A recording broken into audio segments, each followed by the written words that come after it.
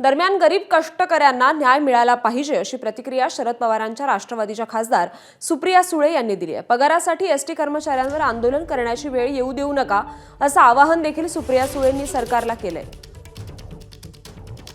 जो गरीब आहे, जो कष्ट करणार आहे, त्या गरीब कष्ट करणाऱ्यांना न्याय हा मिळालाच पाहिजे आणि हे सरकार आहे तात्काळच कुठल्याही कष्ट करणाऱ्यातल्या व्यक्तीला, नागरिकाला त्याच्या हक्काच्या पगारासाठी आंदोलन करू देऊ नका। असंवेदनशीलपणा हा कशासाठी आणि गरीब कष्ट करणार, जो एसटी चालक आहे तो कष्ट करणार आहे हो, त्याचा हातावरचं पोट आहे, तो बिचारा काय करेल पगार एखादा महिना। त्याच्यामुळे माझी या सरकारला विनम्र विनंती आहे की या गरीब कष्ट करणाऱ्याचे पगार हे वेळेवर झालेच पाहिजेत।